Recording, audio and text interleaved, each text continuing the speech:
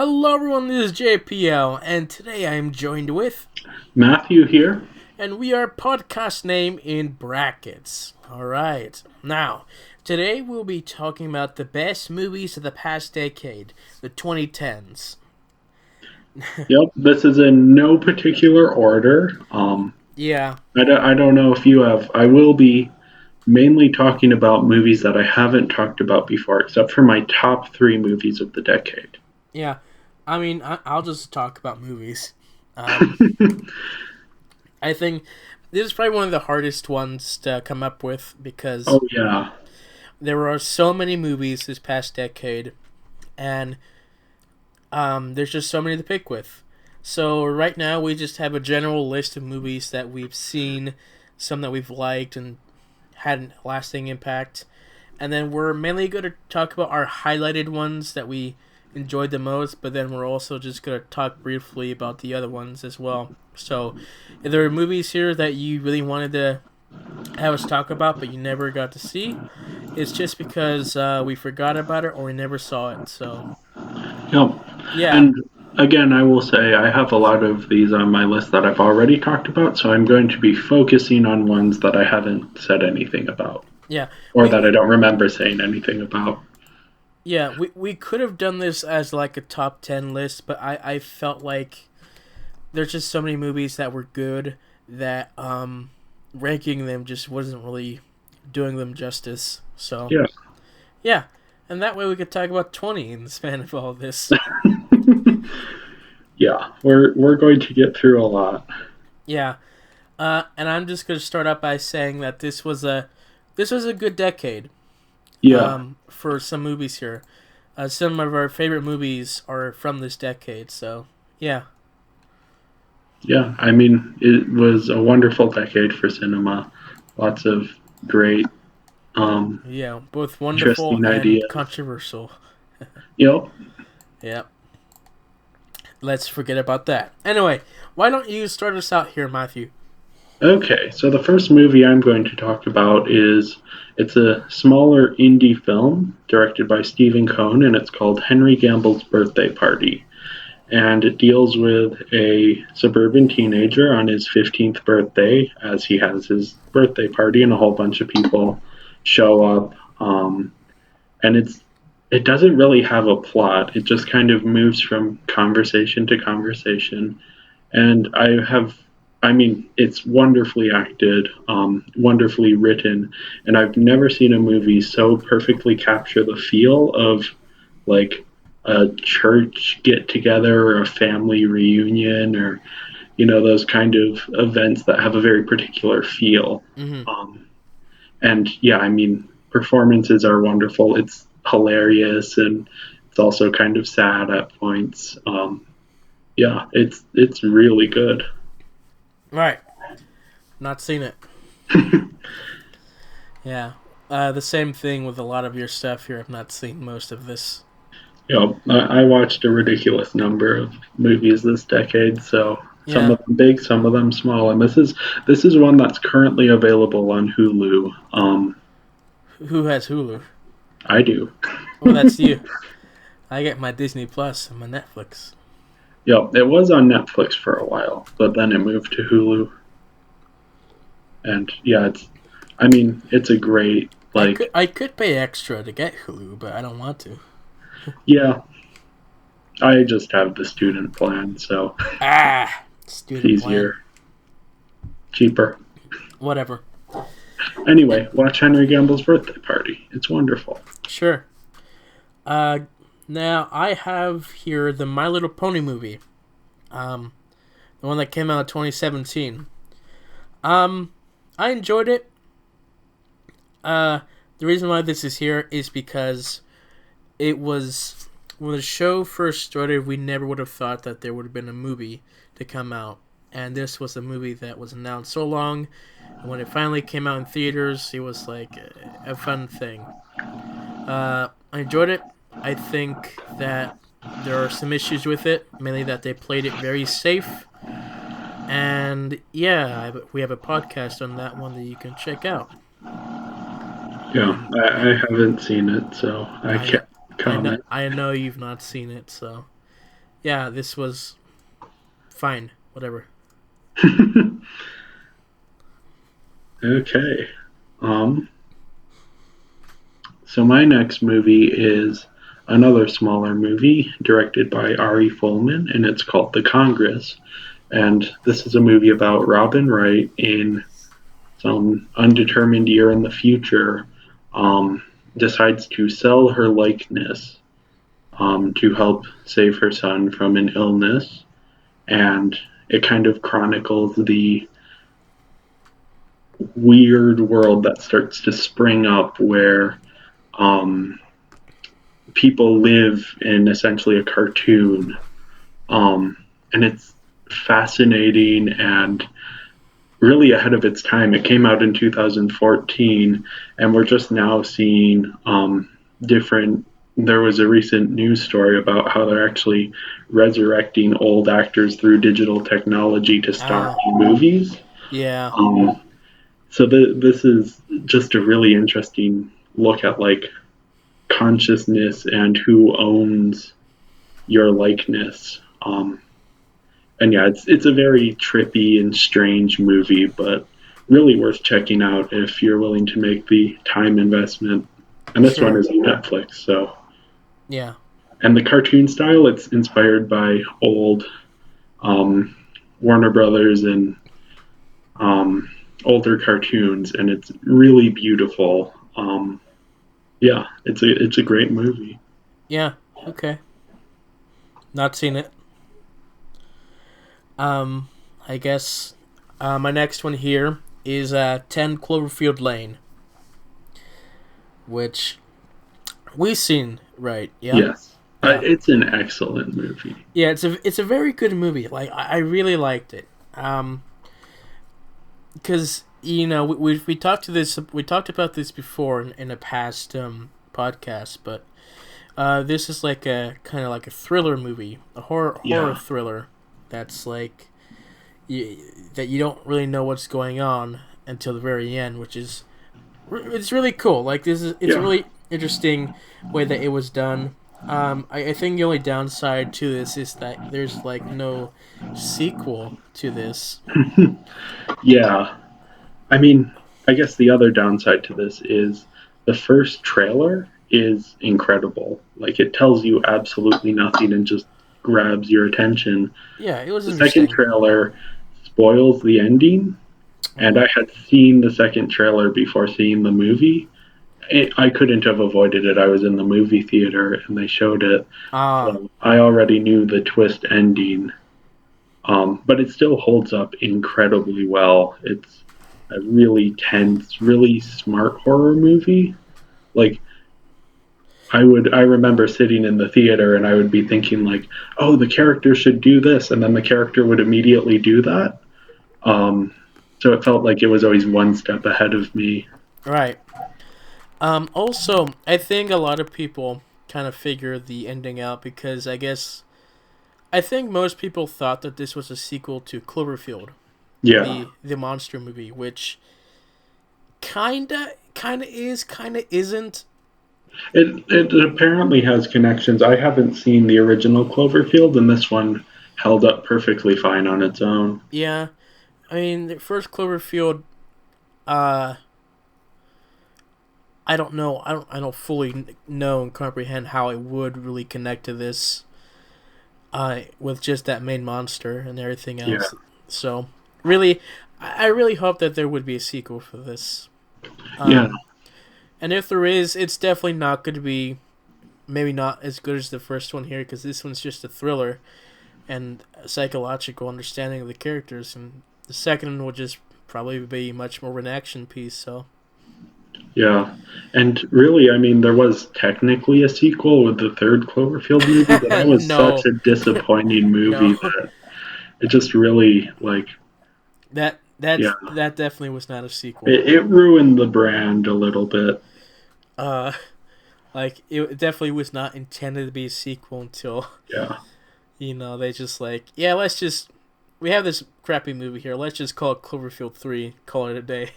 yeah. It was 10 Cloverfield Lane is so good, and that they kind of didn't do well with the supposed sequel is Yeah. really unfortunate. Yeah, but we'll see. On to you. Okay, so my next is kind of a two for one thing. And these are two very similar films. They're both by the same director, Panos Cosmatos. And the first one is the 2011 movie Beyond the Black Rainbow. And this one is about a research facility, and there's a girl stuck in this facility, and it's very mysterious. And this is like a bit of a psychological horror, um, but really extremely well designed and lit. The colors, the locations are all perfect, and it's very 80s inspired. So it has a really cool and unique vibe. Um, the director of the movie actually said he was inspired by, he would, as a kid, walk through the rental store and see these covers for VHS horror movies, which of course were usually not particularly like the actual movies, but it inspired him to make this movie. And then he followed it up with Mandy, which is a movie starring Nicolas Cage in a perfectly unhinged performance. They just let him. I mean, there's a scene where he's fighting someone with a chainsaw, Hmm. um, but a similar thing where it's very 80s inspired, very like heavy metal album cover inspired, and just a really cool use of light. And it's also a surprisingly strong movie from an acting and a plot perspective. Um, so yeah, they both have like such a unique atmosphere, and it's really kind of cool to see these kinds of movies being made that are kind of very 80s inspired, but still very unique. So yeah. Right, yeah. Not seen it. So I can't say anything about it. Yeah, at the very least, Mandy is hilarious with Nicolas Cage's performance. The director just knows perfectly what to do with him. Um, yeah, Okay. My next one here is Batman versus Superman. It's a movie we've talked a lot about in past podcasts, and we yeah, we don't. I think that we shouldn't talk a whole lot about it. Just simply saying this is one that had a lot of hype and expectation for leading up to it, and left fans split when it came out. I'm on the yeah, side that really loved the film. You're on the side that liked it at first, but just doesn't really like it now, depending the more you watch it. yeah, Um, and I can see the issues, but I think they work with this film. And yeah, I think Ben Affleck was the best part to come out of this, but sadly was not well integrated in for the movies. So yeah. I will say quickly before we continue on, they just released the first look at Robert Pattinson as Batman, and he looks incredible. Um, Um, I'll save reservations till we see an yes, yeah, actual teaser instead of the yeah, crap they've gave us. yeah. It was a little poorly lit. It's like, But what is this, yeah, Daredevil? my opinions of Batman versus Superman are that it just doesn't work as a film for me. Yeah. But I love the introduction of Wonder Woman in that movie. Her theme song is perfectly used, and that's actually, I'll sometimes just watch that clip on YouTube if I need to get hyped up for something. Um, and yeah, it's often a very visually stunning film. I just felt that in the, what is it, like 5 hours of Man of Steel and the Batman vs. Superman extended cut, I cared less about Superman than I did with an hour and 30 minutes of The Death of Superman. Um, and that's kind of the Oh summary of yeah. all of my problems with this one, and also a Yeah. summary of why I love Death of Superman. Yeah. The movie. I haven't read the I comic. guess we can transition to Death of Superman, which is Yeah, a non-highlighted one on my list here. I mean, such a good use of the characters, and yeah, Yeah, it's definitely one of the best of the current animated movie universe that they have going on. yeah, Um, and then they had the sequel, Rise of the Supermen, Rain, Reign of the Supermen. That which one was also so good. I didn't really care for that one. Okay. Yeah, Uh, I didn't really care too much about it. I didn't like it as much as the first one, but I think No, it was definitely not. cool that they made Lois Lane the main character. I think it worked really well and kind of helped contrast all of the different Supermen. Yeah, but I also feel like there's just too many Superman going on and not enough time for them. So Yeah, I think that's a valid criticism. at least not enough time for us to really care about the characters. Yeah, I will say I have come across like the special edition Blu-ray of Death of Superman, and I think it might include Reign of Superman with like a special statuette. I've always been tempted to pick it up. Right? Yeah. It's such a great use of the characters, and the voice acting is so good. And yeah, I don't know. I just Yeah. really It's enjoyed definitely the it. first time I really liked the Superman character in these Yeah, current set of movies. he really works well in Yes, Death of and they fixed Superman. their relationship with him and Lois instead of him and Wonder Yeah, Woman, which I was happy for. yeah, Check out my reaction to that movie somewhere. I don't know. yeah. It was a great experience watching that, and I wasn't expecting much going in. So yeah. Yeah. On to you. Okay, so my next one is from David Fincher. He made two great movies this decade. The first one was Girl with the Dragon Tattoo, which I won't talk about here. Instead, I'm going to talk about Gone Girl. Um, this is just such a well made movie. It's a long movie, it's 2.5 hours, but it doesn't feel like it. It's just so perfectly paced, and the performances are really the highlight here. You have Ben Affleck doing a really good job as the main character, and then Rosamund Pike, who's a less well known actress, especially before this, doing an incredible job with the character who disappears.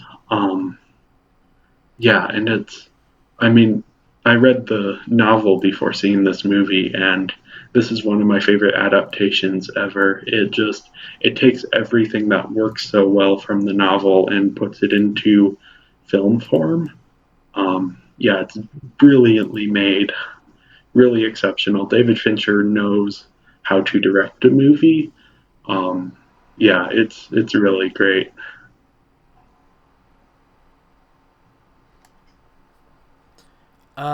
Yeah. Once again, don't know anything. Uh, so my next one is going to be um X-Men. Uh, and mainly the X-Men movie Days of Futures Past. I love that one. I think we saw it in theaters together, did we? Yeah, Yeah, we did. It was definitely one a really big event for the X-Men movies. This was the return to the original set of movies after years, like nearly a decade of not having them, and just having them come back was just so fun to watch, and just seeing the story mix with the younger set of characters was good as well. And like I think that was my favorite X-Men movie to watch of these current ones. yeah. I mean, the new X-Men movies, besides maybe um, the X-Men movies this decade, besides maybe Apocalypse and Dark Phoenix, are really all very good. What other ones have come out? Well, it starts with First Class, which is one Oh, of my personal favorites of the new ones. I oh, think it just right. works really well. Then there's um, Days of Future Past. Actually, no. Before that, there's the Wolverine, Yeah, the Wolverine. which is I rewatched it, and besides the ending, it's actually really good. Yeah, it's not a bad movie. It was Yeah, just very underrated and and I think I did watch the extended cut, which right. makes it feel a bit more Logan-esque. But yeah, really good. Besides maybe the ending, Days of Future Past is also pretty good. Deadpool, both of those movies I enjoyed. I like the second one more. I think the first one I had And some issues with. Um, what else was there? the last one, which we'll talk about later. Yeah, and then there were the not so great ones, which were Dark Phoenix and Apocalypse, which I think I've seen Apocalypse recently, and there are parts of it that I like, but I barely made it through it. So, Right. There's and some good. Dark Yeah. and Dark Phoenix is a mess, and yeah, Yeah, and we're just waiting for a redo with our current yeah. MCU. And I loved one of the things I loved about Days of Future Past is that they did such a good job of casting the characters, um, and seeing their older and younger versions, like all of them interact is really cool. Yeah. Um, and yeah, it's just I especially like the Professor X and Magneto dynamic in the in all of the movies, but especially in the Yeah. This 2010's. this was definitely like a really good movie for a kid who grew up with the X-Men movies Yeah, to finally just come back to it and just see and this kind of ending to our yeah, uh, old characters and just continuing. So. and the Quicksilver scene Oh was yeah, so yeah, good. yeah. Um, Like, and then it came out with the new Quicksilver with Age of Ultron. It was yeah, just not a cavern. Uh, no, they did so good in Days of Future Past with Quicksilver that the Avengers had to kill off their Quicksilver. yeah, it was definitely interesting mess. Yeah, So yeah. but On oh to man, you. yeah. My next one is the so this is from the Evangelion series, and if you don't know anything about that, that's an anime series from the 90s. And the creator of it, there were some budget constraints when he was making it, and he changed a lot of the story during development. So he decided later on to go back and revisit it and remake the story into four different movies. So the first two came out in the 2000s. Then there was a bit of a delay, and then the third one came out, and then there was even longer of a delay. So we're still waiting for the fourth one. Um, but the third movie is probably everything I love seeing in a movie. There's some really great action, some surprisingly strong horror elements. There's a romantic subplot that's really well executed. It's epic, it's grand, it has one of the best soundtracks ever in a movie. Um, it's yeah, I mean it's incredible, and the weirdest thing about it is it's this creator remaking his most famous work, but he changes so much. This is a completely different story, and yeah, it's so interesting to see um, how it differs um, from the different time periods that he made it. So this is I should say the title, it's Evangelion 3.0 You Can Not Redo. Okay. Yeah, not seen that one. Um, and it's based upon the anime series, right? Yeah, yeah. So it's a remake of the anime series, but remake is a little bit confusing because it actually kind of tells its own story. Um And the anime series is also very good. It's actually on Netflix. That was a big deal because it's been very difficult to Hmm. find before. And yeah, it's a mech anime, but instead of Yeah. dealing with typical mech anime things, it's very much about the psychology of, these 14-year-old kids are being asked to save the world, and what does that do to them on a mental level. So yeah, it's fascinating, and yeah, the specifically the 3.0 movie is, I had seen the anime. I had binged the anime actually. I had seen the movie from the 90s that ends the anime, and then I had watched the two first rebuild animes, and it took until the third anime rebuild for me to fall in love with the series. Um, so yeah, it's fascinating. Gotcha. Yeah. All right.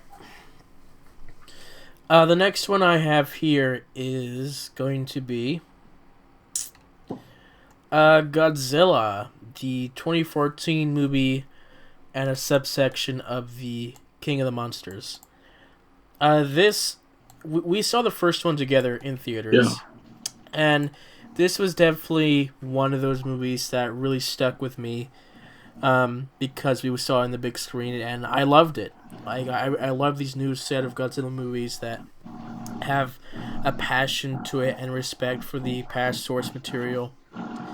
And they're very good, and they're very great. They have this nice scale to these characters, that these are humongous monsters. I personally loved them. They were my favorite movies of that year of 2014, which is a good year for movies, especially. There's at least three on my list here, so five on my list here. So yeah, it was good.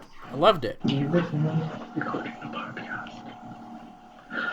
Yeah, I also I really enjoyed both Godzilla movies, and one of the best praises I can give to them is I saw King of the Monsters. I missed it in theaters, so I watched it on my laptop, and it felt just like the most epic thing I'd seen in a while. Yeah, And for it to be on that small of a screen and for it to feel that big and epic, I mean, it's yeah, really a testament to how well made it is.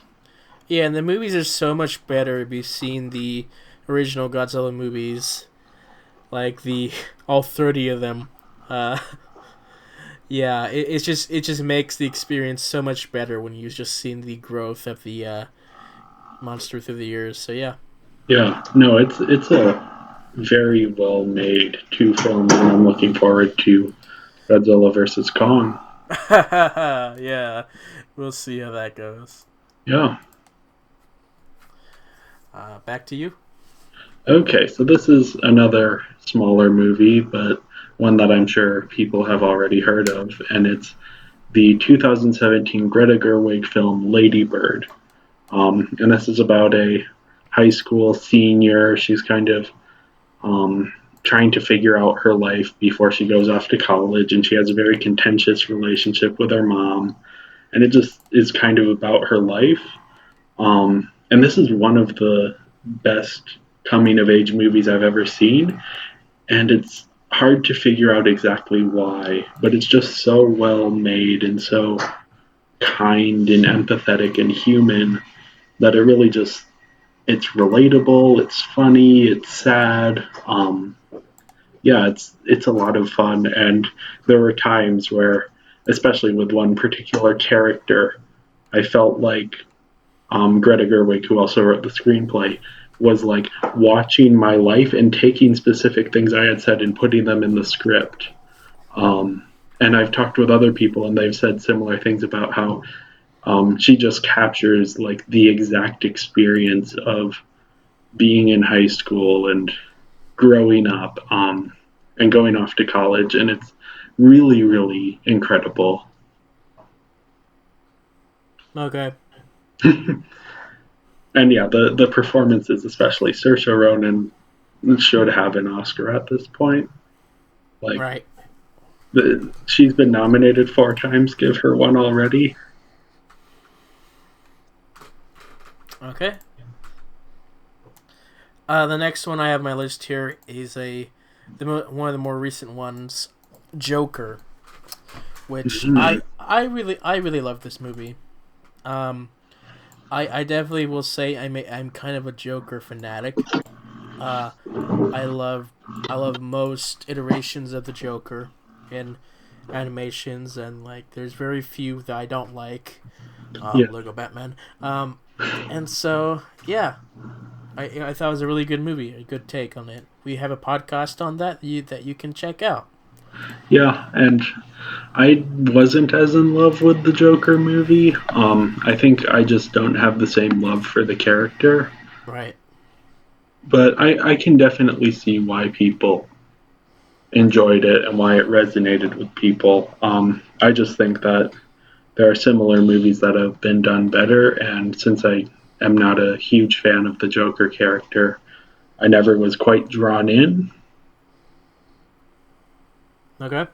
Yeah, but I will say the performances and the music are incredible. And if you watch the speech that the composer gave at the Oscars, she's absolutely wonderful, and yeah, it's really Yeah, the soundtrack when I first watched it, I wasn't really a big fan. I mean, I liked it, but I didn't feel like it fit the movie. But like the more I've watched the movie, the more I think it really works. So yeah. yeah, And I guess to go off from a subsection with Joker, we have the Killing Joke, which is a very interesting choice here. The movie itself, if you watch the whole movie, it's really muddled with just an extra 30-40 minutes of Batgirl garbage. yeah. That was one of my least favorite things I've seen in a DC animated movie. Yeah, I can understand why they want to give this character a bit more emotion before they shoot her in the stomach. But The way once we they did actually, it, huh? the way they did it. Oh, Sorry, I will quick give my opinions. It was a bad rom com down to her having the gay best friend, and it just did not work on any level. And it felt no. so like they were trying to flesh out this character, but they just did it in the worst way possible. Yeah, but And yeah, once we actually got to the Killing Joke section of the movie, it's a really good movie. We have Mark Hamill and Kevin Conroy like doing their character here, and it's just a nice telling of the comic book into a movie, which yeah, was good. It was really good. yeah. It's a really strong like. If you disregard the first 30 minutes, it's a really strong movie. Yeah, Um, that's the only way you can watch this movie. yeah, Is just I feel like you almost have to skip it yeah, you just kind of 'cause. do. And let me see how long that movie is because it's not all that long. Oh no, it's an hour and 26 minutes. Yeah, it's Um, not very long. so yeah, it feels like I mean they definitely should have added something, but the stuff that they added was way Yeah. off base and very strange and didn't fit at all. Yeah, another subsection of that is Under the Red Hood, I have which not seen this one, so I yeah, hold can't on. comment too Let me much. see if this actually counts.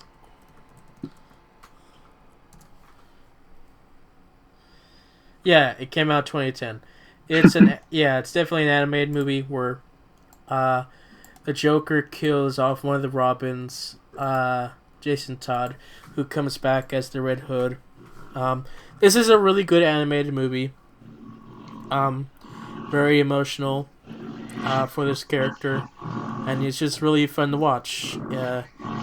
It does take some time to get used to some of the voices and characters, but once you get past that, it's very well done, and it's good. It's fun to watch. Yeah. All right. I assume so. I've heard good things about it. So Yeah. On to you. yeah. So my next one is probably a movie that very few people in the U.S. have seen, and it's called Kylie Blues. And this is directed by Bygone, who is a Chinese director and has made two of the best films of the decade, one of which I talked about in my top five of 2019. This one is basically about life in this specific city in China. Um, yeah, it's an incredible window into a part of the world that you rarely even hear about in the U.S. It deals with culture and the erasure of culture and identity and the erasure of identity in really interesting ways. And probably the biggest achievements of this movie are its long takes. There's a 40-minute single take that follows characters around this town, across bridges, on boats. It's just incredibly well orchestrated and a really fascinating movie that it almost makes you feel like you're living in this location. Okay. Yeah, I've definitely not seen it. Yeah, like I said, I'm sure very few people in the US have seen it. It did not make a big impression when it came out.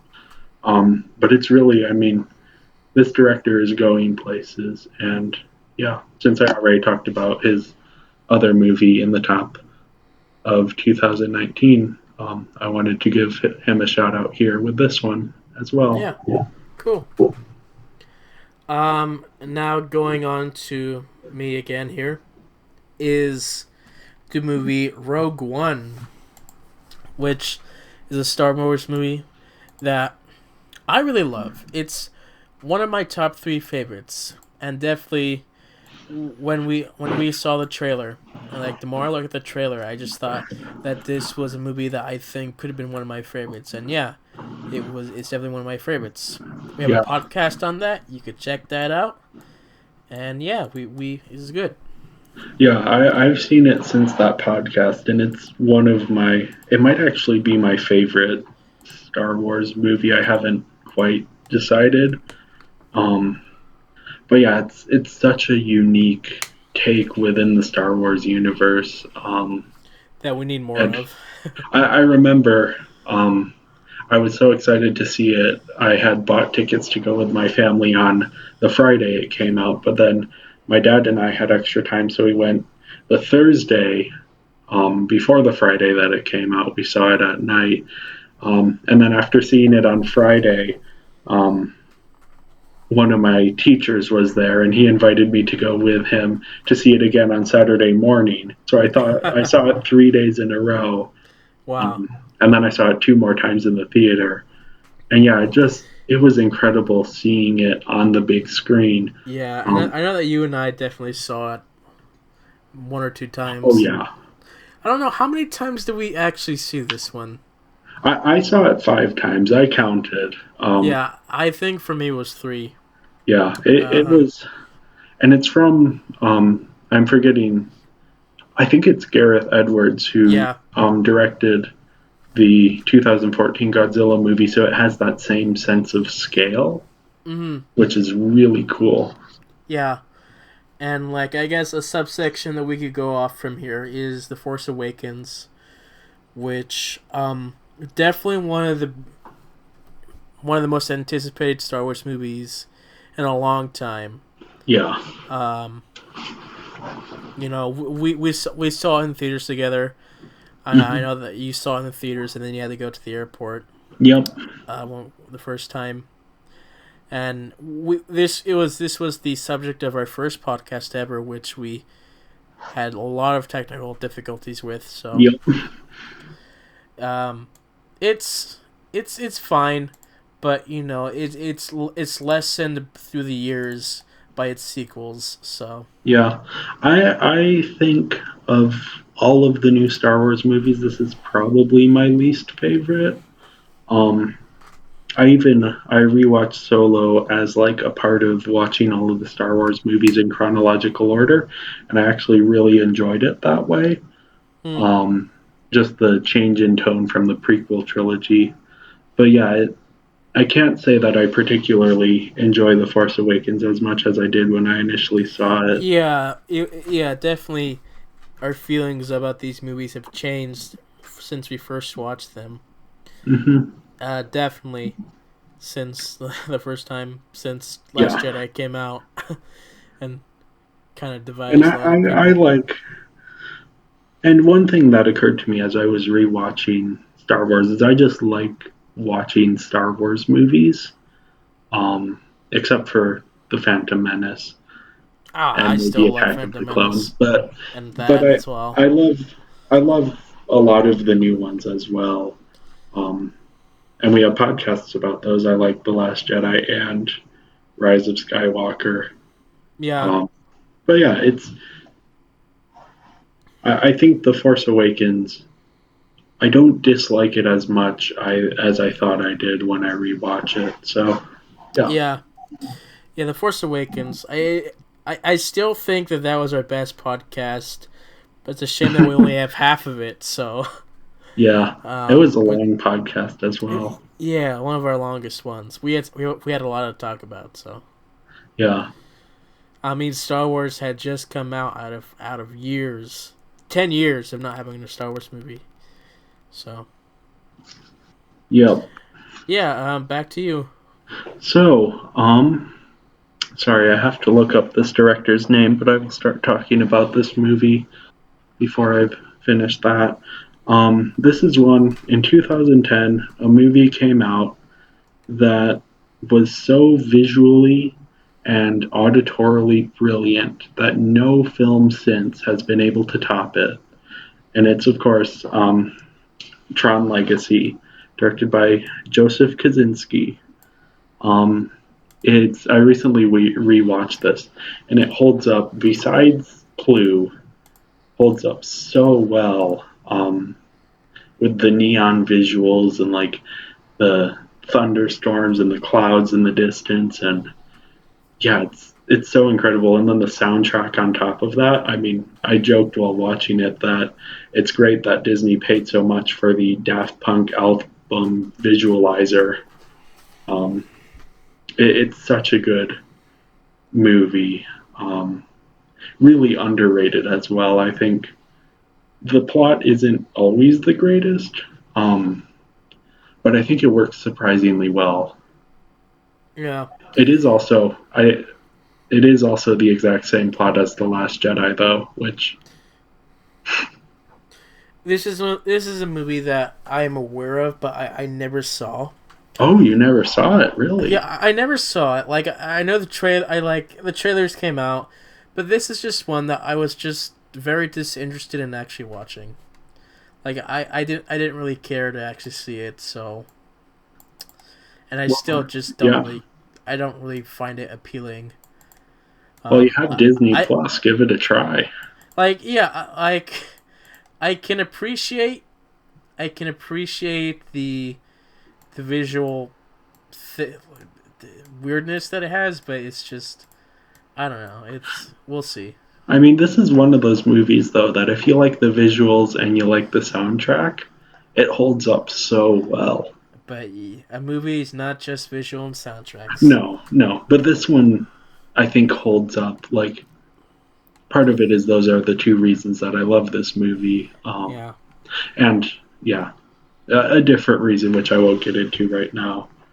yeah. But, Plus, this is like a somewhat of a sequel, isn't it? yes. All right. Yeah. Um, I think the first Tron, I remember it being very good, but I also remember it gave me a headache because it's made in the 80s, so of course they don't have these smooth neon visuals. It's a lot of flashing lights.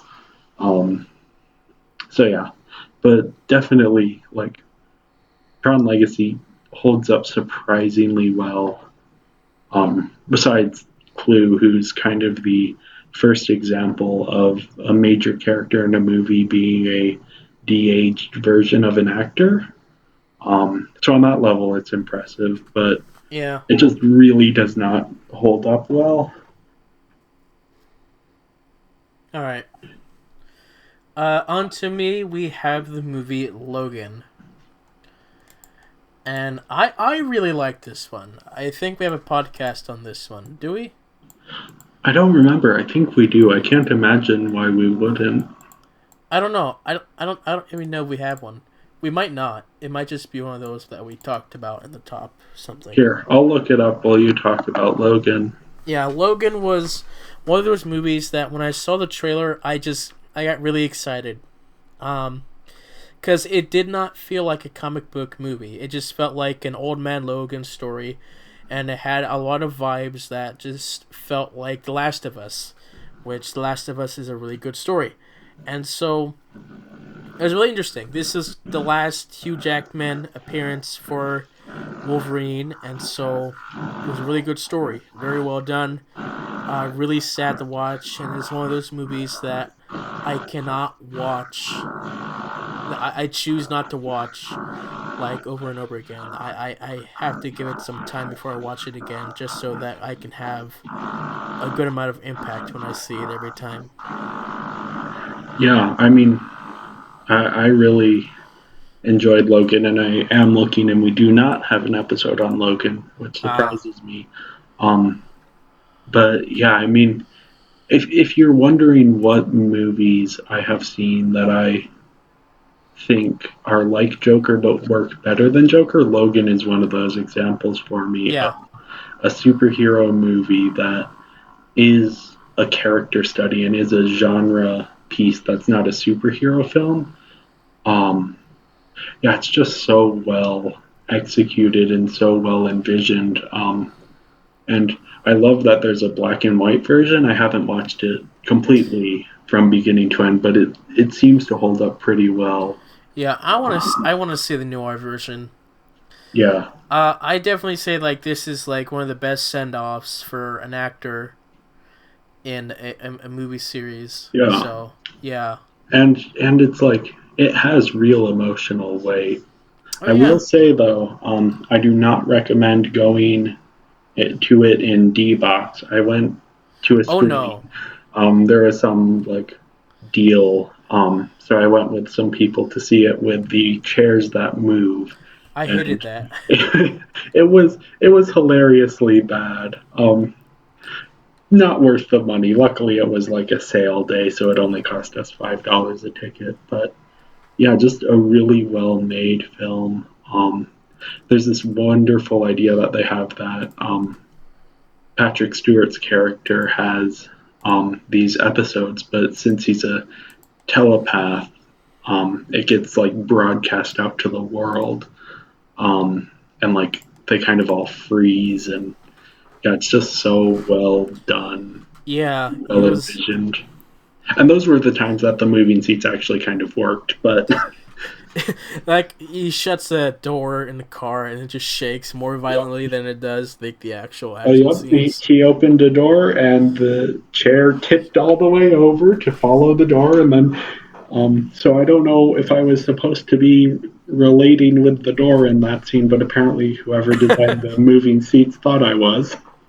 Yeah, it was definitely one of the weirdest D-Box experience. The only D-Box experience I had, Yeah.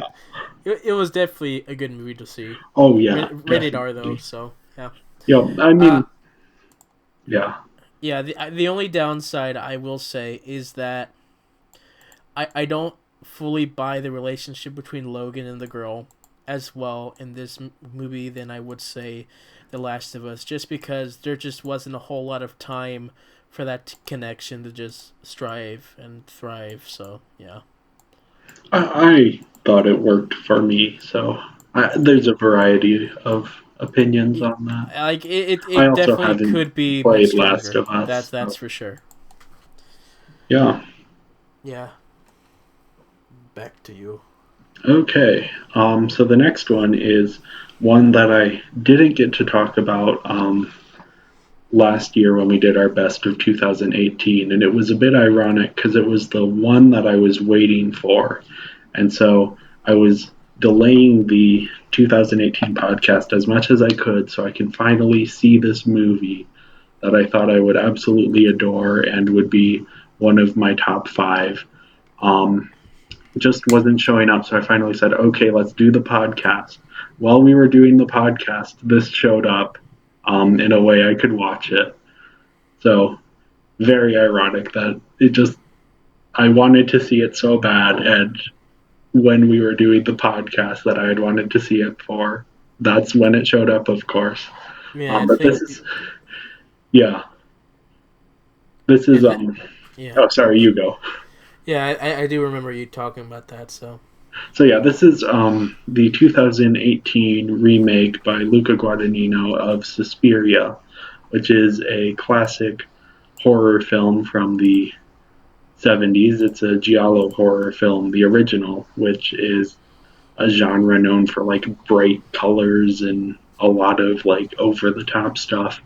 And the remake is fascinating because it takes all of that like over the top bombastic energy and is very slow and very somber, and there are very few colors. And it just works so well. It replaces this energy with this deep sense of melancholy. It almost doesn't feel like a horror movie for most of the runtime. Um, yeah, it's the sense of atmosphere is incredible, and the story is really fascinating. It has a lot of themes that kind of connect to modern day society and modern day politics in very interesting ways.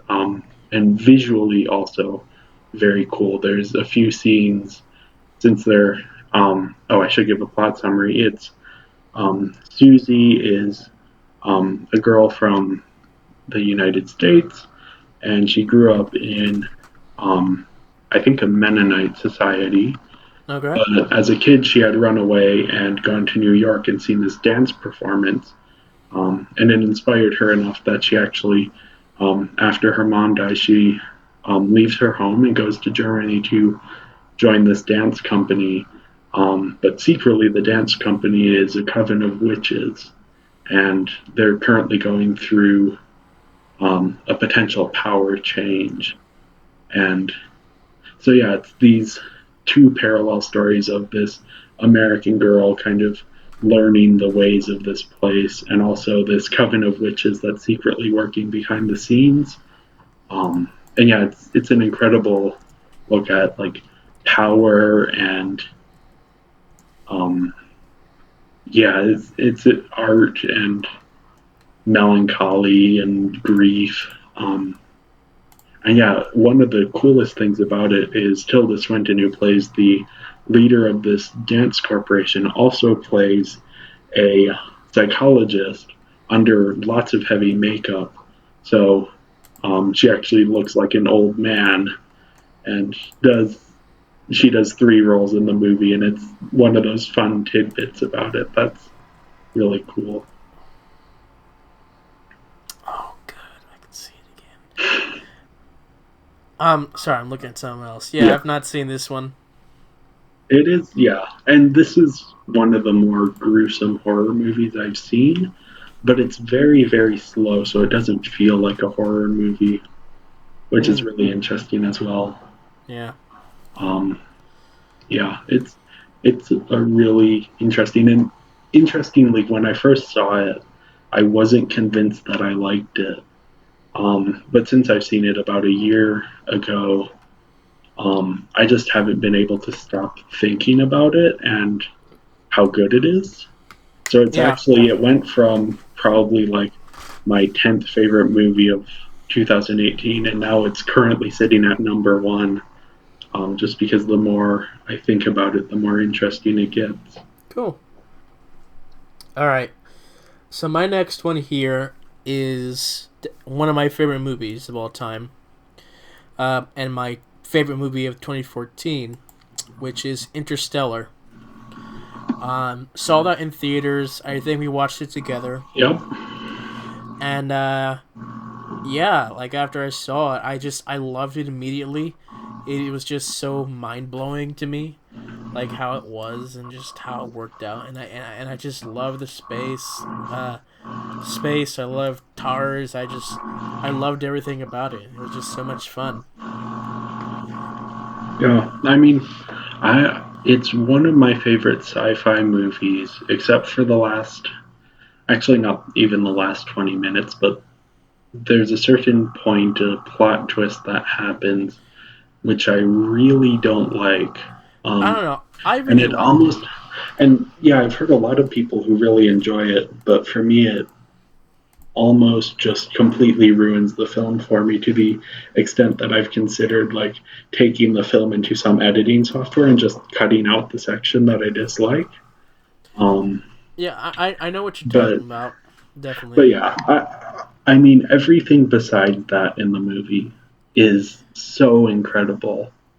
Yeah, I Um, just think it just brings everything full circle, yeah, except I for the can whole see that. theme Yeah, itself. But yeah, but I even think it like worked. the individual scenes, like the scenes with the waves, that's incredible. And Oh then my gosh, um, and the the, music. yeah, and then the docking scene Oh yeah. has one of the best jump scares I've ever seen because it's not a jump scare about a loud noise, but about a sudden silence, and Yeah, it's it was just so so good. cool. And I'm surprised no one has done anything like it since. Yeah, Um, yeah, it's incredibly well made, yeah, and like except for the last 20 minutes, in my opinion. this was a movie that I wasn't at all interested to see, based upon the trailer, but I wanted to see it just because it was Christopher Nolan, and because of that, I think it's such a good payoff. Yeah, And moving on to a subsection, we have Inception, which is definitely another one of the best of his movies, including the soundtrack. It's yeah, really cool, trippy, and I was introduced to this movie from English class, ninth grade, with Mr. Becker, yeah, because it's one of his favorites, and he would show clips and yeah. talk about that, and so because of that, I saw the movie and I loved it too. It's really good. Yeah, this is probably my favorite Christopher Nolan movie of the decade, maybe of all time. It's For me, it works so well on so many levels, and each Mm, time I watch it, I realize something new about what he's saying about film and filmmaking, and yeah, it's one I haven't seen it in a few years, yeah, but I just remember scenes from it so clearly, and I mean, it's brilliant and inventive in the way that they use practical yeah. The ways for practicality of these visual effects are effects. great. Yeah, I mean, they drove a train through the middle of a city. Not Well, literally, but a they, car the, train, yeah, the train was on a truck, but it's still super impressive. and they have an actual rotating room Yeah, hallway. um, Uh, it, it's it's worth watching for those things alone, and then the themes of it are just so yeah, interesting. And I know everyone loves analyzing the ending, but I think that misses the point. Um, yeah, and eventually, I'll probably try and write something or make something about what Inception really means. But yeah, it's a wonderful film. yeah. Definitely very good. Back to you. Okay, so this is one I've seen more recently. It's a 2016 Korean film from Park Chan Wook, and it's called The Handmaiden. And this is part of the Korean New Wave cinema, which one of its big things is um, playing around with genre. So this starts out as a kind of period drama. It takes place well, at a time when Japan um, had conquered Korea, and subjugated its people. This is, I think, late 1800s or early 1900s. Um, and it starts out as this woman is hired as a handmaiden for this wealthy woman, and is kind of tasked with executing this scheme that will get her sent to an insane asylum. And then she and this person who's running the scheme will steal all of this lady's money. Um, and that, I mean, to me, that is interesting enough. But then partway through the film, there's a twist, and the rest of the movie is like figuring out what that twist means and why it happened. And yeah, it's incredible. I had seen the first maybe third of this movie. It's a long movie. It's almost 3 hours, but I had seen the first third of it a few years ago, and wasn't really interested in it. But I finally sat down to watch the full thing, and I realized that I had stopped right before the point where it gets really good. Um, so yeah, it's such a good movie, and you kind of need to stick with it. But yeah, it's incredible. Okay. So for me here, um, I'm gonna. The next one I have here is the Maze Runner, as a trilogy. Um, these is a definitely a series from a genre of movies based upon books, and I really love the first one. I think it was my favorite of the trilogy that I've seen. And I just love watching the movies because like we would watch these movies together in theaters. The first two, and a subsection of this movie would be The Giver, which I really hated. I love the book, but I hated the movie. And then of course the main one that got this thing in popularity, The Hunger Games, Yeah, which I think we've seen a couple in theaters. But really for Hunger Games, the first two are the ones that I like, and the last two I don't like. So yeah. yeah, Um, just like different ways of interesting storytelling of young adult novels, um, and whatnot. So yeah. yeah. I'll start with my opinions on the Maze Runner series. I hadn't read all of the books when I watched the movies. I'd read the first No. two, when I watched the first one. But I mean, this was probably, at the time I watched the first Maze Runner, it was one of the scariest movies I'd seen in theaters, which was a lot of fun. Um, but yeah, it's an interesting series because it didn't get the best critical reviews, but it's No. actually, surprisingly competently made. Yeah. Wes Ball, who's the director, is really good at using like the small budgets he's given to do a lot. I think Death Cure was a surprisingly cheap movie given its scope and scale, and there are just shots from the Death Cure that I remember for like their epicness and grandness. Um, Right. I had missed it in theaters, and then I caught it. I bought a digital version on Amazon, and I was so surprised to see how good it was. Yeah. There are I've some, not seen it. yeah, Because the first two came out like both like a year apart from each other. One came out yeah, 1 year, the other one came the other year, and we saw it in theaters. But the third one, what happened was that the main actor got like an accident of some sort. He broke his knee, I think, yeah. and so that delayed the Well, they film had for to a also long do. time. I think they had to do some like facial reconstruction surgery or something. Yeah, and so that delayed the film for a while. And so when it finally came out, we weren't really there to watch the movie together. So Yeah, it came out in I think 2018, which yeah, is after we had gone off to college in our separate places.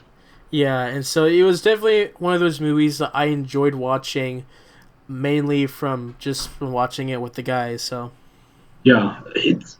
I mean, right now I'm rewatching the trailer for the last one, and it's such a good example of like how to make an action movie.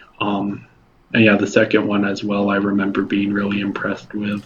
I don't And know. it's I wasn't really impressed with the second one. yeah, I was, and I mean, a big part of it is this is one of the young adult series that actually has good, like really strong actors in it. Oh yeah, yeah, Not only for the adults but also for the kids. And I mean, that's often the criticism of, say, the Twilight series. But this one, all of especially the main actor, Dylan O'Brien, does an incredible job and is very charismatic. And yeah. yeah, So also, didn't the second one like deviate the most from the books? the second one deviated quite a bit from the book, if I remember. Yeah, I because haven't, like yeah. it wasn't what I heard it to be. Like I heard it was Hmm. supposed to be a story about fire or something. Instead, it was about crossing the desert and zombies. Yeah, um, yeah, it was weird, but it was fun. Alan yeah. Tudyk was in it, so I really liked this is definitely I think none of the young adult series except maybe Twilight has had any major staying power, but this is one that's definitely worth checking well, out even Hunger now. Games. Hunger Games, except I don't hear anyone talking about Hunger Games anymore. Yeah, like it was really popular when it came out, but I think it Yeah, left such a bad taste from the final movie that it was just yeah. And I yeah. guess with that we can start talking about Hunger Games. I was I really liked especially the second and fourth movies were some of my favorite of the decade. I don't have them on my list. Second, fourth. But yeah, Oh, I think those are often like people's least favorites, but I just I something don't know. about them I think the connected with second one was me. definitely one of the higher Yeah, ups, with the first one as well. yeah, and it's I'm kind of disappointed that they split the last book. It kind of messes with the pacing, especially of the last one. Mm. But it's I remember being completely swept up with all of the excitement around these and getting really into like reading the books. I think I read most of the books more than once. Yeah, And watching the movies. and we They're definitely yeah we had that one friend who really loved the yep, books, and yep. so It's um and this is Maze Runner had a lot of great actors, but I think Hunger Games has even more, specifically with the adults. yeah. Like there are some really strong performances in all of these movies, especially Jennifer Lawrence as Katniss Everdeen. Um, she communicates so much of the character, and the books are written first person, so it's very important to understand what she's thinking at different moments, and she does such a good job at doing like emoting that. Um, yeah, it's just a really great. I remember loving these movies, and I still want to rewatch them. Yeah, and then now let's transition to The Hobbit there. Okay, yeah, Uh, I'm not as big a fan of these. no, no. This is one of those things where I remember I had to read The Hobbit for school, and Hmm. then it was announced that they were going to make the new movies, and then the trailer came out, and I was really excited to see this because I love the Lord of the Rings. I know that we had like a whole marathon of the Yeah, extended cut in one day, yeah, and that was so insane. yes, and so The Hobbit was like I really liked the book, and so I was really looking forward to this.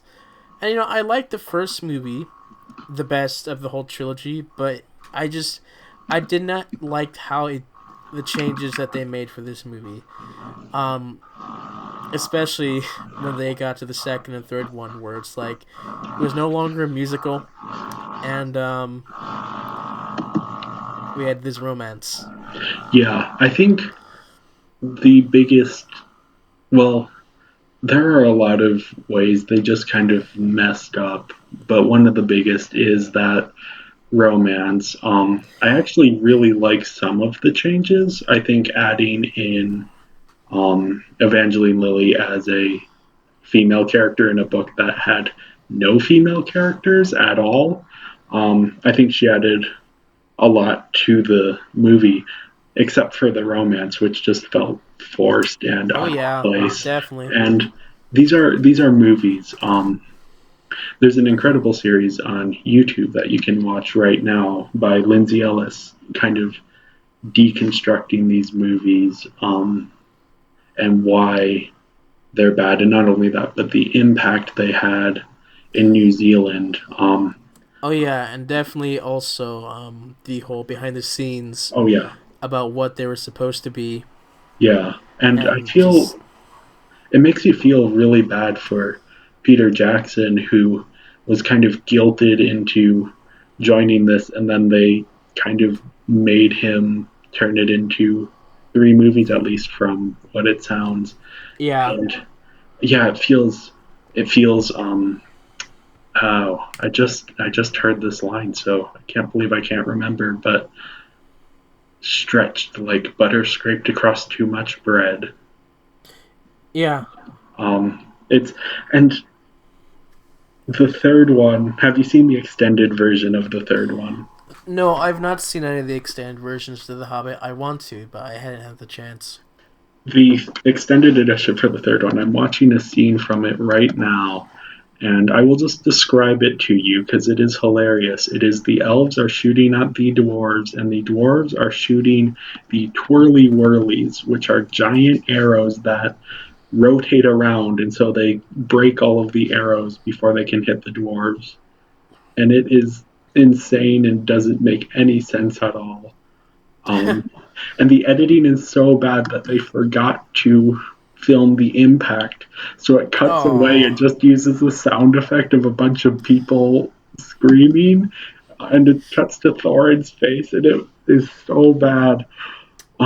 And yeah. that's That's the the that's third the one for you. yeah. And the third movie, it is rated R. The extended edition is rated R, and you can just tell that poor Peter Jackson, who started out making horror movies, he's just trying to find the like tiniest bits of joy. So he's just finding more and more sadistic ways to kill orcs, Yeah, and it's just so sad that like he could have made a great one or two movies, but then and they of course, asked him to make three movies, and it just doesn't work. especially with the switch to CGI. Yeah, the So CGI hasn't aged well. Lord of the Rings no. has aged incredibly well, but The Hobbit, it looks like a video game. Oh Um, yeah. Especially Battle of the Five Armies is one of the Uh, least visually interesting films I've seen in a long time. The color palette is brown with a little bit of green every once in a while, and it mm, takes place all in one location. And that's Desolation of Smaug is actually a movie that it's a guilty pleasure of mine because I love the locations in it, especially Lake Town. Lake Town is so cool. Um, but then for the Battle of the Five Armies to just be one location, one long battle, it's exhausting. yeah. It definitely should not have been as long as it was. Yeah, But it had some moments. yeah. Oh So no, let's move there's a on great from this and just yeah. go on to back to your list. Okay, so my next film is The Grand Budapest Hotel. This is of course a Wes Anderson movie. Very specific style. A lot of um, symmetrical shots and it's very obvious models. But it's absolutely delightful. It's the perfect kind of movie for like a Tuesday night, sit down with some tea and some friends and kind of have a few laughs. But at the same time, it's also an interesting story in terms of how it kind of talks about um, the ways that people ignore the parts of the world that they don't want to deal with. and how that sometimes doesn't work out for them. Um, and it's a surprisingly bittersweet movie as well, but just so well made and so perfectly styled. Yeah. Yeah, I don't know. I don't know about this one. I can't believe I never showed it to you. It's one of my favorite movies to watch with I other don't know. I people. think it's like one of those that you maybe tried to do it, but we didn't have enough time. Yeah. Because you did Manchester by the Sea and the Lobster one day. Yeah. That that was a fun day. Uh, Yeah. all right. For me here, I'm going to start with Into the Spider-Verse. Yes, that's a very good movie as well. Yeah, it's one that I just been thinking a lot about recently. And I really enjoy it. It's just I loved it. You know, I love seeing the different kinds of spider characters. I love Spider-Man Noir. It's definitely one of my favorites, and you know, I can't wait for a sequel if they make one with the 2099 Spider-Man. Finally, get to see how that works out. Yeah. Is definitely one of those cool, very animated movies that's specially done, and just the story with Miles Morales, which was a character that I was kind of hoping to see one day, and it was very nicely done for that. Yeah. It's an incredibly well made film. I remember watching it in the theater, and there's a scene near the end of the film where Miles is like finally taking a leap of faith. Yeah, And it was, if I had been in a different theater, I probably would have stood up and clapped, because it's just so triumphant. And I think I did actually see it later in a different theater, and people did cheer. Um, yeah, it's it's a film that's not only beautifully animated, but the story, even though the story is a little bit, um, it's nothing new, but it's just so well made that you get really emotionally involved with these characters, and yeah. yeah. Going from a subsection of this one, I have a very unpopular opinion. Amazing Spider-Man 2. I think that this is one of my favorite Spider-Man movies out there. I really enjoyed it. I did not like the first one with Andrew Garfield, but the second one came out. I really enjoyed it. I loved the visual style of it. I really loved the music in it. I enjoyed the characters and stories, and it was just very fun to watch and very somewhat well done. But you know, I know a lot of people have their issues of it, and it's a shame because I really loved it. Yeah, I've never seen this one, and I've kind of avoided seeing it because I know I probably won't particularly enjoy it. It's the Mm-hmm. only one of the Spider-Man movies since. Actually, I don't know if there were any before the 2000 movies, but it's the only one I The haven't seen. Japanese, Yeah, I haven't seen, um, but I've seen all of the more recent ones, and except for Amazing Spider-Man 2. yeah, I don't particularly like the first Amazing Spider-Man no, either. definitely not. Um, and I think Tobey Maguire is actually, I like Tom Holland more as Spider-Man, but No, Andrew Garfield just never um, no. felt right to me. So I think he shined more in this movie, but yeah, definitely was not my choice. yeah, and And I think part of this, part of why it might not have worked well is that the Dark Knight stole a bit of its thunder with the Gwen Stacy storyline. Um, so that wasn't really all that surprising. Um, but yeah, I just haven't heard particularly great things about Amazing right, Spider-Man 2, so I've just never seen it. yeah, it's a shame. So and I guess going on to another subsection, I have on this list Avengers. Now there are a lot of Marvel movies, but for my list here, I'm gonna stick with just the first Avengers, just because this was the first time that we have our characters cross over together. And one of my friends here believes that this was the best of the Marvel movies, and it has not been as well remade since then. Which I can somewhat understand his idea there. Yeah, I mean, I think Avengers Endgame is my favorite of the Marvel movies. So, I'd say but more Infinity War, but yeah. but yeah, I mean, rewatching the first Avengers, it holds up really well. Um, Age of Ultron just doesn't work for me. But yeah, We enjoyed it, but there were some issues with yeah, it. And then moving on to Endgame on your side. yeah, um, yeah. I mean, we have an entire podcast about Endgame, don't we? Check. Yeah, we do. No, we don't. Um, do we?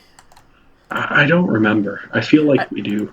it's definitely one of those where I think we really wanted to, but we never got around to it. Well, we may have to do that for the 1 year anniversary, so I'll save my thoughts. No, we won't. Yeah. we have. I know we have Infinity War. Definitely have that one. Yep. But we do not have Endgame. Oh, surprising. Yeah, Yeah. we just never got around to it.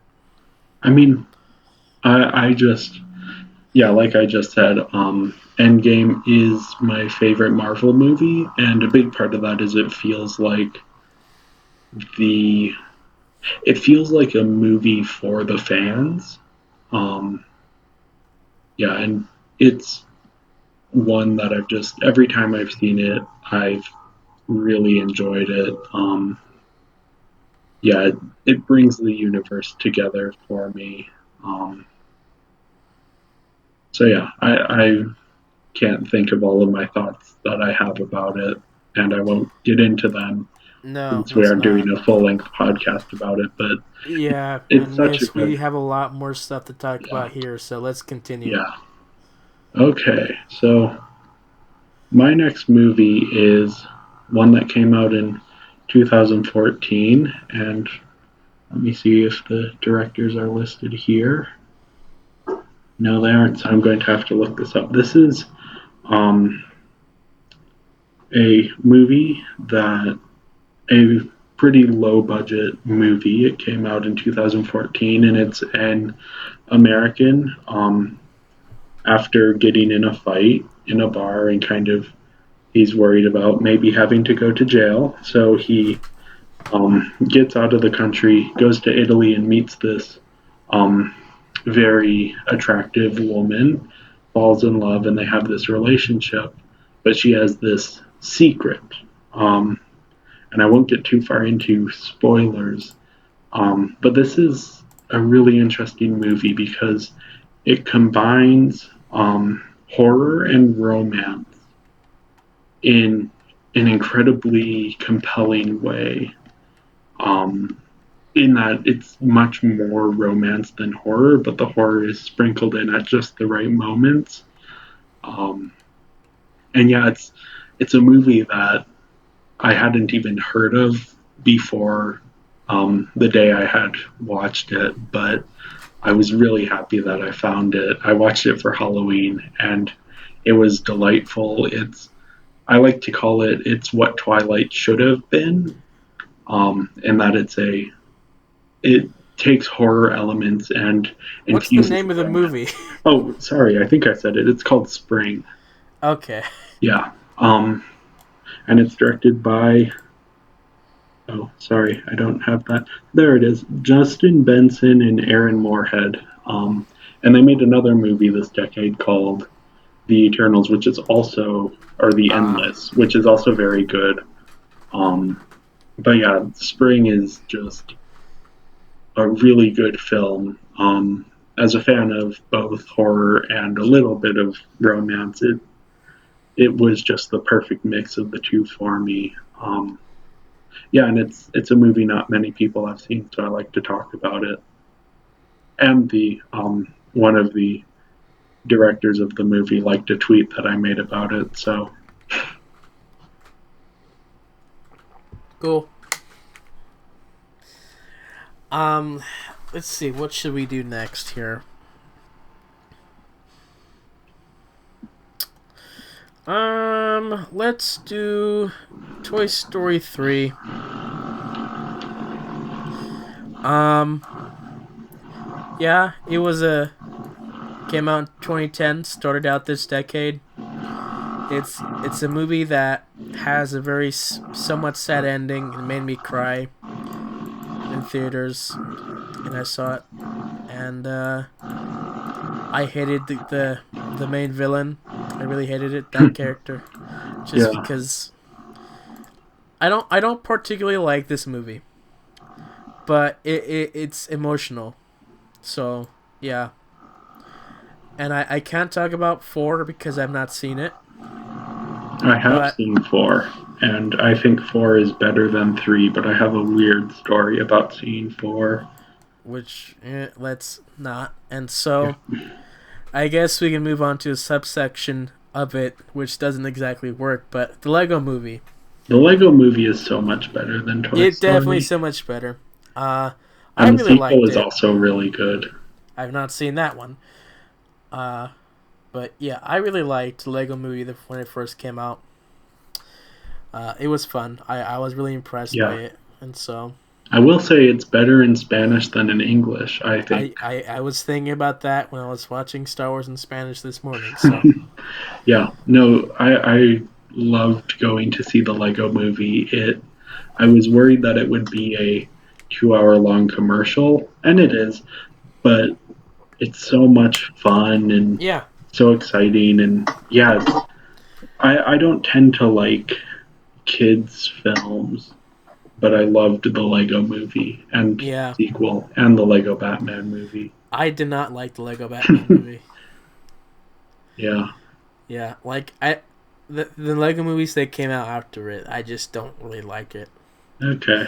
I don't know. I think they all work really well for me. Yeah, And I don't know, the way the first one is just, it's so like the pedal is constantly on the gas. They're always moving forward, and yeah, there's almost too many jokes. You but can't it's hear fun. most of the movie because you're laughing so hard. Yeah, it's really great. Yeah, we're going so long here. Let's move on. Okay. So my next movie is Moonlight. This is directed by Barry Jenkins and came out in 2016 and won the Oscar for Best Picture. A little bit surprisingly, that was when La La Land was announced as the winner, but it actually hadn't won, and Moonlight had won. Um, which it's a bit unfortunate that that's kind of tied to its legacy because this is such an incredibly well made and well envisioned film. It's the life of a African American kid growing up in Florida, and it kind of takes place in 3 different distinct time periods of his life as he's a kid, then as he's a teen, and then when he's an adult, with 3 different actors playing him. And it's a beautiful film. The cinematography is great, the lighting is great, the acting is great, and it just feels so personal. It's based on a play that was actually never produced, but it was turned into the screenplay for this movie. Um, and it is inspired by the life of the playwright. And yeah, it's such a perfectly made film. It isn't my favorite movie of 2016, but I think it is the best movie of 2016 from an objective standpoint. And yeah, it's so good. I don't know. Not seen it. Isn't there like a GIF for the guy crying or something? Oh, probably it's a there are quite a few moments in it that I think it might actually just be more popular at like specific moments that as an actual movie, but it's such a good movie that it's worth seeing. Yeah. Often, if you miss a movie in the year that it comes out, then you can kind of just skip it. But this is one of those that will be remembered as just an incredible achievement in cinema. Sure. So for me, I have next is the movie Equestria Girls Rainbow Rocks. This is a subsection of My Little Pony. Um, this was surprisingly a very fun movie, very good movie when we watched it. The first one of this series was not very good, but the second one came out. It was surprisingly good. Loved the characters, and definitely the music. The soundtrack to this movie was fantastic, and I just love listening to it. And there's not much I can say about it. Yeah, I haven't seen it, so there's not much I can say about it either. All right, good. Let's move on. Okay, so this is one that you've finally actually seen. Um, and that's, of course, the 2015 George Miller film Mad Max Fury Road. All right. We're getting to the final stretch, so this is the next three movies are my top three favorite films of the decade. I put them here kind of in no particular order, but starting with Mad Max Fury Road. I don't think there's a more perfect action movie out there.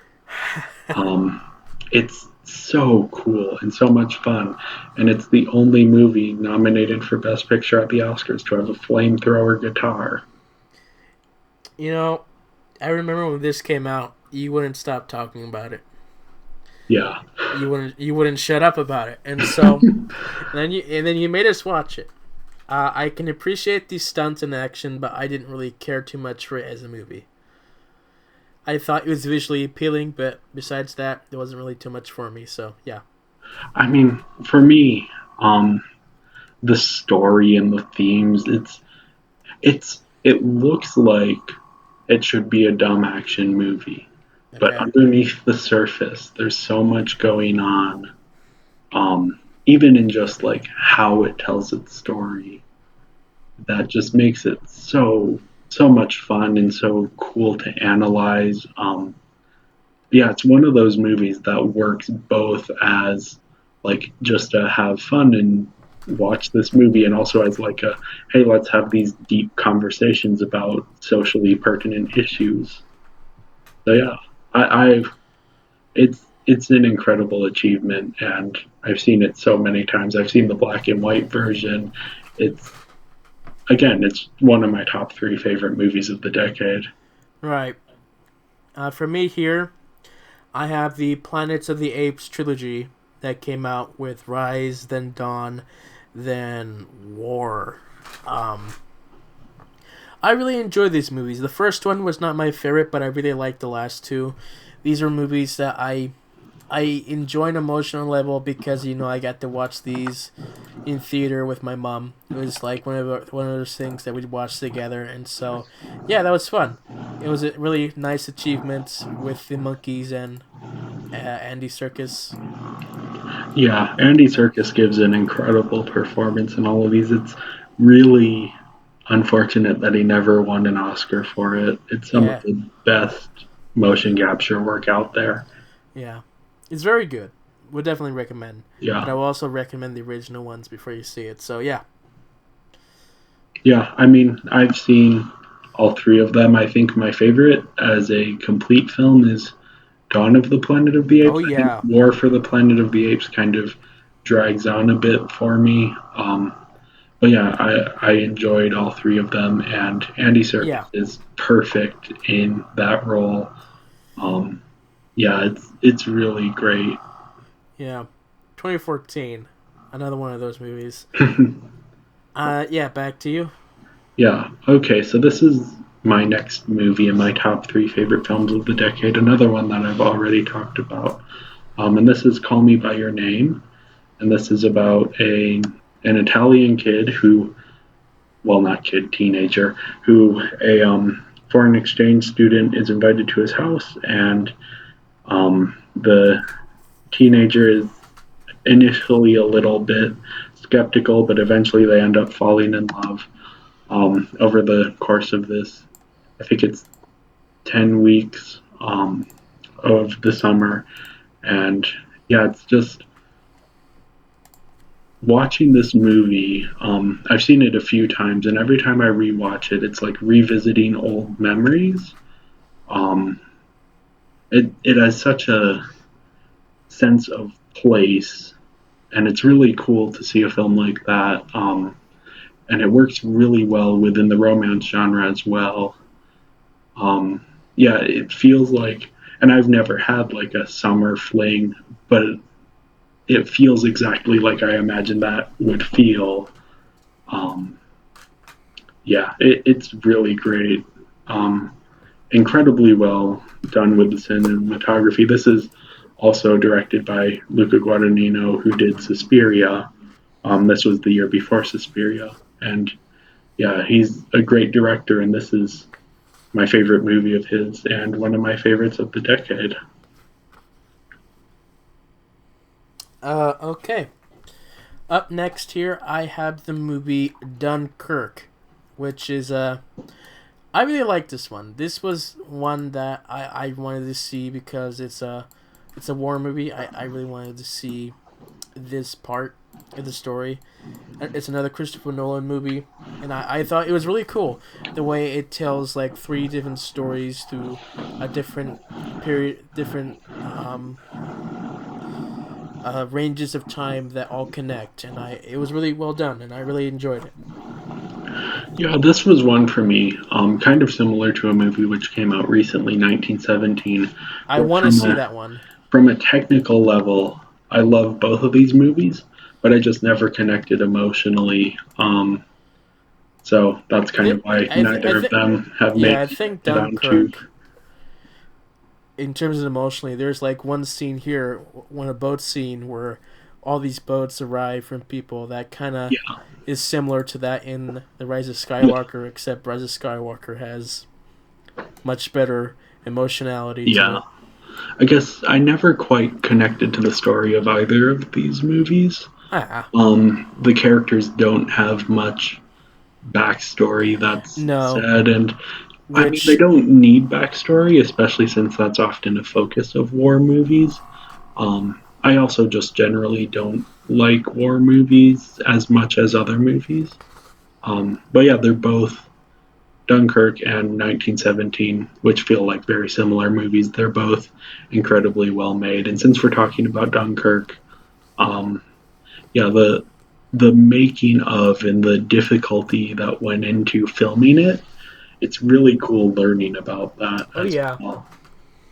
There's a great, I remember I saw this movie. I think I watched it with my mom, and then we watched the making of documentary afterwards. And she was more interested in the making of documentary than the movie itself, which is, I mean, it's hilarious. The cinematographer Hoyte van Hoytema is incredible, and a complete reckless person who's, holding these IMAX cameras while they're floating on these boats in choppy waters, and yeah, it's a great film to learn about how it was made. yeah. I guess a subsection of this, because it's Christopher Nolan, is The Dark Knight Rises, which I personally did not really like when it came out. Um, I feel like it was just a disappointment from after coming from The Dark Knight, and so because I had these expectations for characters and things, and so that it wasn't really met, and so I think it was fine visually and cool and all, but just disappointments from expectations. That's all. Yeah, I actually initially this was my favorite of the trilogy. I'd seen all three movies. I basically binged them one after the other. Um, since then, I've kind of changed my opinion, and Dark Knight is my favorite. But Yeah, I think Dark Knight Rises.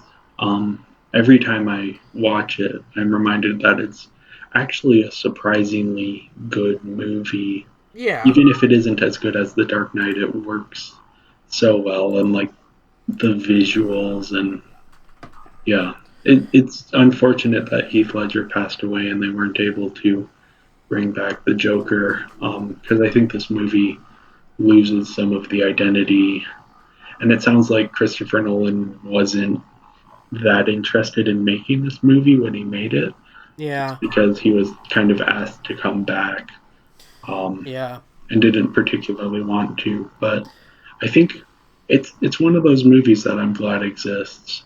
yeah.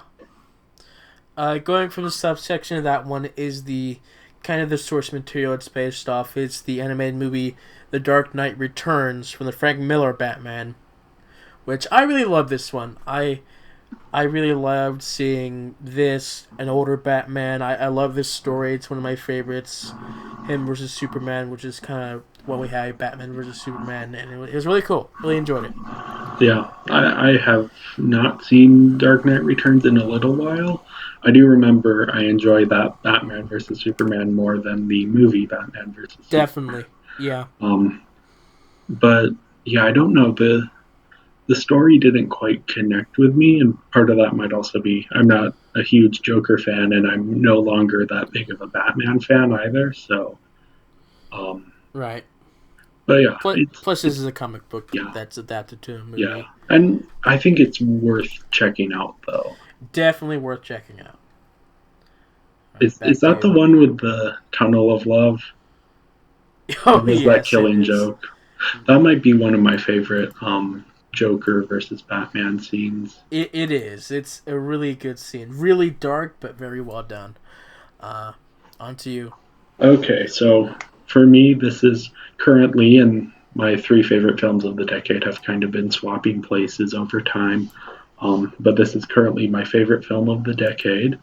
It's a recent film directed by Bong Joon-ho, and it's, of course, Parasite. Um, I remember I walked into the theater and I'd heard so many good things about this. And I was like, well, it can't be better than Avengers Endgame, but I hope it's good enough to be my second favorite movie of the year. And I walked out of the theater, like even like 20 minutes into the movie, I knew there was no way it was going to be my second favorite film of the year. I knew that it was going to be my favorite film of the year and one of my favorites of the decade. It's so perfectly constructed, and I have yet to meet someone who doesn't love it. Um, I've shown it to people who love analyzing movies, and they love it. I've shown it to people who usually just like Marvel movies, and they love it. Yeah, it's really incredible just how good of a film it is. It feels like a masterpiece. It's perfectly crafted. Every single element is exactly where it should be. Um, yeah, it's so good. All right. So for me, I have here El Camino, and I'm so disappointed because like I completely forgot about this movie when we were doing our top 5 of 2019, and so if I remembered, this definitely would have been on the list. I really like this movie. This is a movie that's a continuation of the series Breaking Bad, which is also a really good, very well done show. And I was actually surprised at how much I really enjoyed this movie. It's really cool, very well done. It's a simple story, but it was just fun to watch and seeing this character, just seeing his story about what he did next. And so yeah, it was a nice ending. I have not seen Breaking Bad nor El Camino, but I've heard nothing but good things about them, so I have no doubt that they are very good. Right, back to you. Oh, I guess I wasn't planning on talking about it anymore, but I can bring up some of my honorable mentions that I've already talked about in other podcasts. Um, I'll go down to the bottom of my list. So, since we just talked about Parasite, I'll talk about my other favorite Bong Joon-ho movie of the decade, and that's Okja. Oh no. Um, I loved Okja. It's an incredibly well-made, fun, but still significant, great film. I'm going to probably rewatch it really soon. Not quite as good as Parasite, but then again, nothing is. Yeah, definitely, and it's on Netflix, so it's relatively easy to find as well. Mm-hmm. Yeah, I've not seen it. It just did not look appealing to me, especially after you it's explained the movie to me. it's I think it's a bit appearances are deceiving. It looks like it's a children's movie about a girl and her super pig, but it's really not. It's much darker and also a lot more fun than I was expecting when I initially saw it. So yeah. Yeah. Up next from me is, I think this is like surprisingly a very underrated movie, and it's 1010. Came out in 2011, and it was like very very good, very well done. It's a very beautiful movie. It's a Steven Spielberg animated movie. And I loved it. It has a nice mystery, a nice story, very fun. It has Andy Serkis in it. It was well crafted, and it's just a really good movie. That I'm surprised that it just isn't as memorable for other people. So Yeah, I mean, it's a really fun, like, Indiana Jones style adventure film. The animation is really good. There's some good uses of long takes. Yeah, I remember seeing it in the theater, and it was so much fun. oh yeah, I think I even saw it in 3D, which is always kind of special. Um, yeah, it's a really good um, movie. yeah. I want to watch this again, but like with other people. So Yeah. I guess let's see. Yeah, and you have another one you want to talk about here? Um. Yeah. So I'll quickly do. I have two more to talk about today. Okay. Um. So let me figure out which one I'm doing.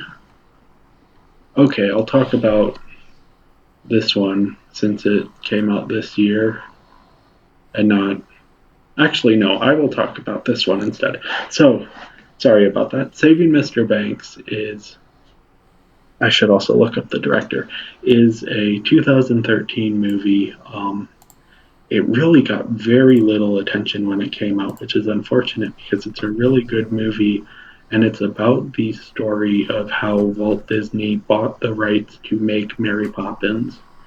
Um, but it's also about the P.L. Travers, who's the author of Mary Poppins, the books, and how her life story kind of influenced the writing of those books. And it completely changes the way that you see Mary Poppins, to the extent that it makes the Mary Poppins sequel feel very shallow in comparison. So this is directed by John Lee Hancock, and it is a Disney movie, so they kind of gloss over some of the shady business deals that were made. Um, but it's such an emotionally full movie. And they do acknowledge that Disney was a little bit um, immoral in how he kind of maneuvered to get the rights of the movie. Um, but yeah, and it adds so much to the story of Mary Poppins, um, and kind of goes through the making of it. And Mary Poppins is one of my favorite movies. So to see another movie that deals with similar material but brings new depth to the original is a lot of fun. Yeah, I've not seen it, but it seems interesting. For me here, I have next is Wonder Woman. I saw in theater with you and some other people. Yeah, Uh, I enjoyed it. I thought it was really cool, but besides that, it was fine. Was not impressed with their understanding of the First World War, but besides that, it's a pretty cool movie. yeah. I think the third act is a little bit disappointing, but I Eh, remember I mean, for me, yeah. but I remember when I first got to campus, to college, I they were showing it on campus in the 500-person auditorium. Usually it doesn't get this full, but that night it was pretty much completely full. There were people seated in the balcony, which they never have for movies. And I remember there's a scene where Wonder Woman destroys a watchtower that Oh a yeah. German soldier sniper is in, and the entire audience cheered. Um, and yeah, it was such a significant moment. And I remember just that emotional connection of like being in that audience and cheering um, for something on screen and this heroic moment. Yeah, and that's a big reason of why Wonder Woman is my favorite superhero, is this Yeah. movie. Yeah. And then next I have is an anime movie called Flashpoint Paradox. Um, I really love the character Flash. This is the story of him going back, traveling through time and saving his mom. And basically it just goes over the tidal wave effect of what happens, and it changes the world. Bruce Wayne dies and his parents live, and like all this crazy stuff. And it's a really enjoyable movie, which the Flash TV show kind of screwed up. Which, yeah. Yeah. And then last on my list here that I have for now is Return of the Cape Crusaders. This is an anime movie that is for Batman and Robin, the 1960s version, and it was a really fun movie. Like, it was made in the style of the 60s TV shows. They have the original actors. I saw this in theaters with my mom, and I loved it. I grew up watching the TV shows, and it's just so much fun seeing all the Easter eggs and stuff about it, and I loved it. Yeah, I haven't seen either Flashpoint Paradox or Death of Superman, so I can't Cape comment on. Crusaders. Oh, Cape Crusaders. Sorry, I'm looking at the wrong one. I have seen Death of Superman. Yes, you have. So yeah, the final movie I have to talk about is Blade Runner 2049. I'm a huge fan of the original Blade Runner. I've seen it so many times. And the sequel it does my favorite thing that sequels will do, which is they take the world and reinterpret it through a new lens and kind of add their own style to it. So where the original Blade Runner is very dreamlike and noir-ish, this one is much more straightforward and a bit more of a mystery. And yeah, I think it's really well executed. It's visually incredibly well made. The sound design is pretty much perfect. I mean, I said earlier that Tron Legacy is the best looking and sounding film of the decade. I think Blade Runner 2049 is the only movie that I've seen since that has even come close. And it comes very, very close. So yeah, and the story is the twists and turns that it takes as this mystery unfolds are really smart. And then there are also some really great moments of beauty. Um, there's a specific scene which involves um, three characters and their interactions within this like very intimate moment, and it's just incredible how it is filmed and imagined. Yeah, I've not seen either of the movies. Blade Runner, I think the original one is on Netflix right now, so. Yeah. Yes, I just thought it was on there. Yeah. And so this is it. That's all we have for the list for this Yeah, decade. A long discussion here. yeah. There are a lot of movies to talk about. Yeah, there's a lot of movies, and there's still a lot more movies that we haven't talked about Oh here. yeah, Like most of the Marvel movies, we have not talked about. yeah, They can have their own thing, and so. And of course, we haven't really talked about our least favorite movies of this decade, which one day we'll talk about that. So we'll see. yeah. But for now, this is what we have. Do you have any final thoughts about this? It was a great decade for film. I saw a lot of movies, like I said, way too many. And yeah, I'm looking forward to what's to come in the 2020s. Me not so much. But yeah, I do agree. This is one of the best decades for me to go and watch in theaters. Not at first, but once it got going, it was pretty good, and it was fun to watch with you guys in theaters. So yeah, Yeah. and that's all we have here. Anything else? Okay. Nope. All right. Thank you guys for listening, and we will see you all next time. Bye. Bye.